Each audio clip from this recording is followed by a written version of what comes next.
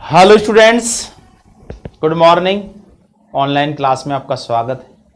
देखिए, हमने chapter number 4 चालू कर दिया था और उस चैप्टर में हमने कहा कि भाई इसमें हम 5 जगत वर्गीकरण जो हैं उसमें एनिमेलिया जगत के जो सदस्य हैं उनको रखा गया है, जिसे एनिमल किंगडम कह सकते हैं, यानी प्राणी जगत। अब प्राणी जगत में बहुत सारे जीव पाए जाते हैं, उनके अंदर विविधताएं भी बहुत ज्यादा होती हैं।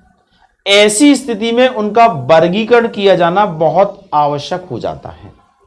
अब यह वर्गीकरण किस आधार पर किया जाए, क्योंकि जीवों के अंदर बहुत सारे लक्षण होते हैं। अगर हम सभी लक्षणों को एक साथ देखें तो कोई भी 2 जीव एक जैसे लक्षण वाले नहीं मिलेंगे, उनमें कुछ न कुछ भिन्नताएं होंगी।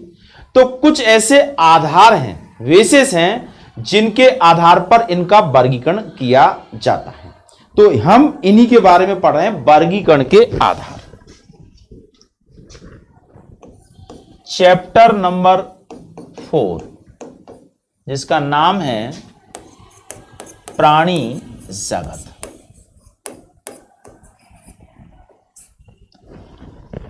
इसमें जीवों या कह सकते हैं प्राणियों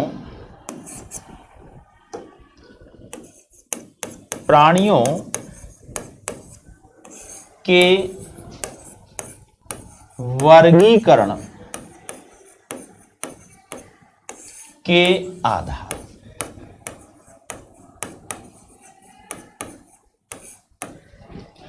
प्राणियों के वर्गीकरण के आधार।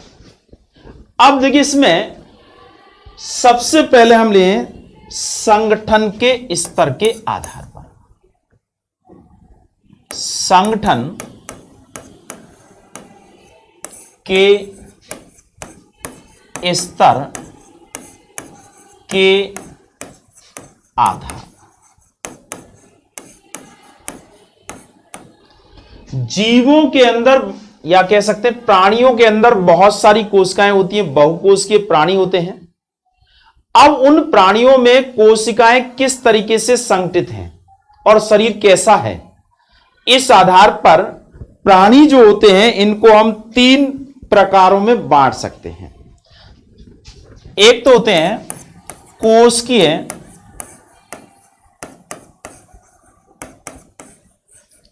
स्तर का संगठन।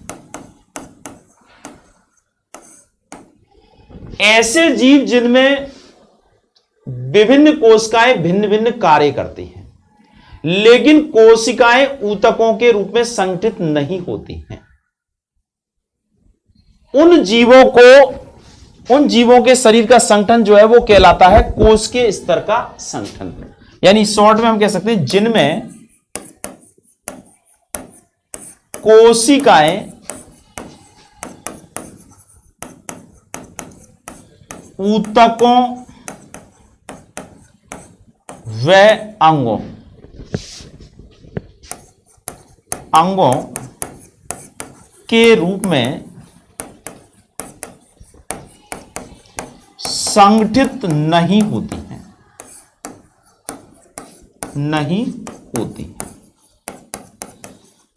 बल्कि शरीर में उपस्थित विभिन्न कोशिकाएं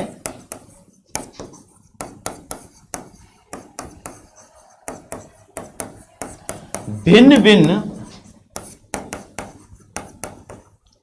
कार्य करती हैं।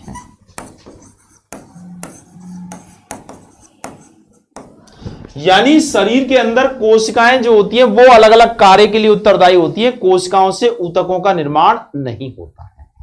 तो इस प्रकार का जो संगठन है ये पाया जाता है। उदाहरण के रूप में हम देखें, स्पंजों में इस प्रकार का उदाहरण पाया जाता है। ये स्पंज जो होते हैं ये पॉरीफेरा के सदस्य होते हैं, पॉरीफेरा संघ। यानी इनमें कोशिकाएं तो होती हैं, अलग अलग कार्य के लिए अलग अलग कोशिकाएं कार्य करती हैं, परंतु उनमें ऊतकों का निर्माण नहीं होता है, तो यानी कम विकसित होते हैं ये जीव। अर्थात इनका शरीर का संगठन किस स्तर का है? कोश के स्तर का होता है। दूसरे होते हैं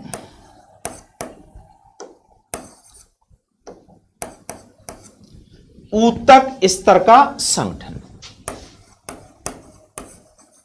ऊतक स्तर का संगठन, इनमें कोशिकाएं ऊतकों के रूप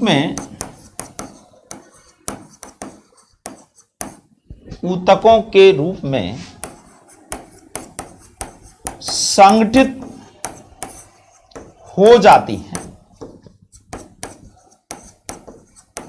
लेकिन अंग व तंत्रों का निर्माण नहीं होता है। तो इनमें क्या होता है, अलग अलग कार्य जो है वो अलग अलग ऊतकों के द्वारा किया जाता है, जैसे अंतराली ऊतक के द्वारा, जनन ऊतक के द्वारा, परंतु इसमें क्या है, ना कोई अंग और ना कोई तंत्र जो है उसका विकास नहीं होता है। तो ये इसके उदाहरण है सीलन टेटा संघ के प्राणी। सीलन टेटा संघ, जैसे हाइड्रा वगैरह जो होते हैं वो इसी प्रकार के होते हैं, हाइड्रा। ठीक है, ये दूसरे प्रकार का शरीर का संगठन है। अब आता है तीसरा प्रकार,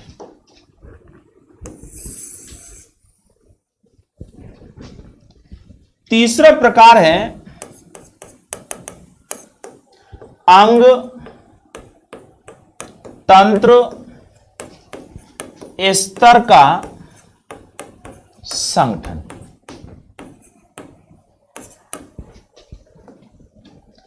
इसमें ऊतकों से अंग व तंत्र बन जाते हैं, अर्थात अलग अलग कार्य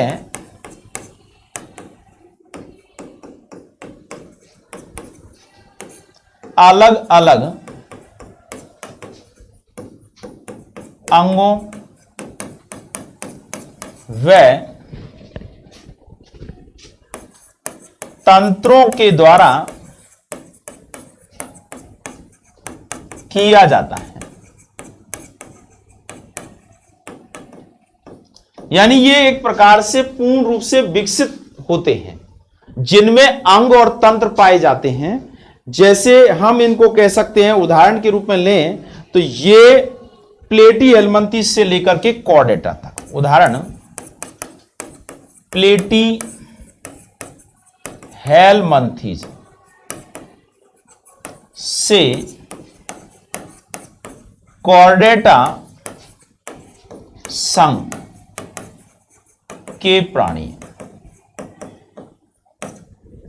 यानी पूर्ण विकसित सभी प्राणी इसी में आ जाते हैं। अब देखा जाए कि ये तीन प्रकार के हो गए, आप देख लीजिएगा। पहला है कोशिकीय स्तर का, कोशिकीय स्तर का, दूसरा ऊतक स्तर का, तीसरा अंग तंत्र स्तर का। ठीक है, अब ये जो अंग तंत्र स्तर के होते हैं, इनमें भी एक तो वो होते हैं जिनमें विभिन्न अंग पूर्ण रूप से विकसित होते हैं, एक दूसरे वो होते हैं जिनमें कम विकसित होते हैं। अब देखिए, इसमें जैसे इनको हम दो प्रकारों में बांटते हैं। जैसे मान लीजिए परिसंचरण तंत्र है, परिसंचरण तंत्र। अब ये उपस्थित तो है, लेकिन ये भी दो प्रकार का होता है, दो प्रकार। एक होता है खुला परिसंचरण तंत्र, खुला परिसंचरण तंत्र, और दूसरा होता है बंद परिसंचरण तंत्र, दो प्रकार का हो गया। तो इस तरह से क्या कर सकते हैं कि ये प्राणी जो है उनको शरीर का जो संगठन है वो किस स्तर का है उसके आधार पर उसको हम कैटेगरियों में डिवाइड कर देते हैं, यानी उनका वर्गीकरण कर देते हैं। अब दूसरा है सम्मिति के आधार पर, ये तो पहला प्रकार हो गया।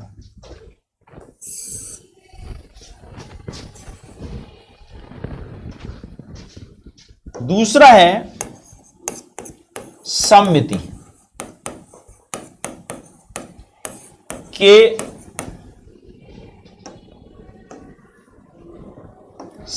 के आधार पर, यानी प्राणी की सम्मिति कैसी है। तो देखिए, एक तो होते हैं असम्मित प्राणी, असम्मित प्राणी, किसी भी अक्ष से दो समान भागों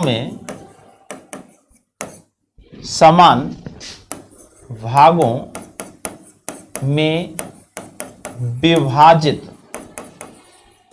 नहीं होते।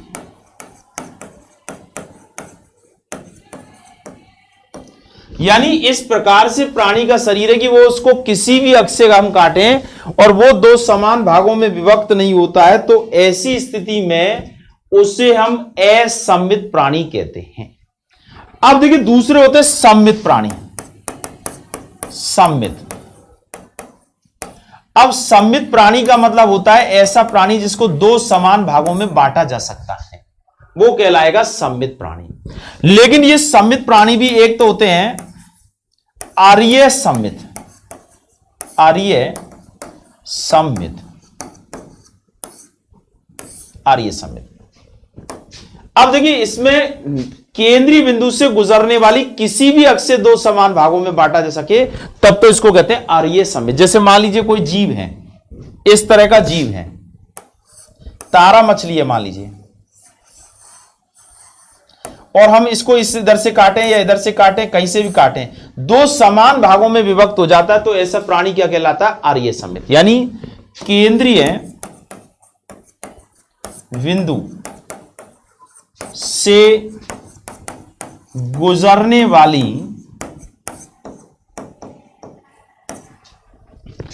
किसी भी अक्ष से दो समान भागों में विभक्त, यानी केंद्रीय बिंदु से गुजरने वाली किसी भी अक्ष से दो समान भागों में विभक्त हो जाता है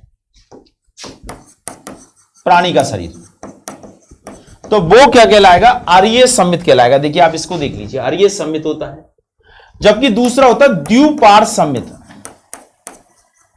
द्विपार्श्व सम्मित। ये इस प्रकार के प्राणी होते हैं कि केंद्रीय बिंदु से गुजरने वाली किसी एक निश्चित अक्ष से ही काटने पर, जैसे मान लीजिए ये है, मानव है या कोई भी जीव है,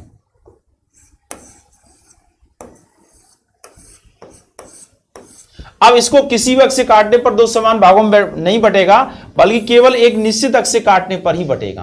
तो इसमें द्विपार्श्व सम्मित में ऐसे प्राणी जो केंद्रीय बिंदु से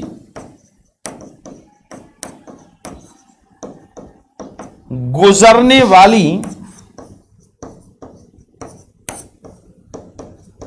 किसी एक केंद्रीय बिंदु से गुजरने वाली किसी एक अक्ष से ही दो समान भागों में विभक्त हो सकते हैं। तो देखिए, प्राणी की सम्मिति कौन सी है? पहले देखिए, सबसे पहले हम जब वर्गीकरण करते हैं तो ये देखते हैं कि भाई प्राणी सम्मित है या असम्मित है।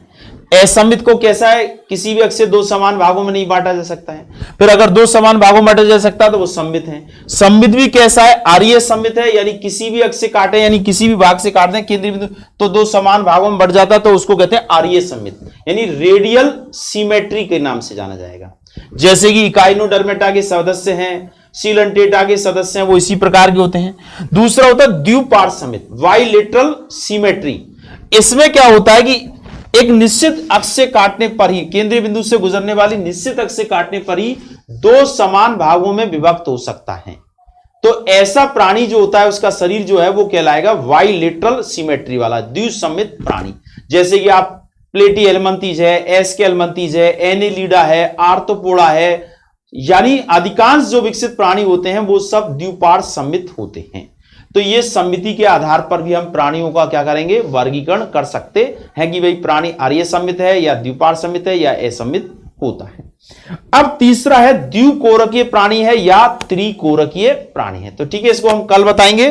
और इस तरह से वर्गीकरण के जो आधार हैं हम एक एक करके रोजाना आगे बढ़ रहे हैं, और फिर इसके बाद हम करेंगे वर्गीकरण कि प्राणियों को किस तरह से विभिन्न समूहों में या वर्ग समूह संघों में बांटा गया है। और ये नाम भी आपने सुनोगे, Porifera, Coelenterata, Platyhelminthes, Aschelminthes, Annelida, Arthropoda, Mollusca, Echinodermata, Hemichordata, Chordata, इस तरह के एक एक करके आगे बढ़ेंगे। ठीक है, आज के लिए इतना ही। ओके।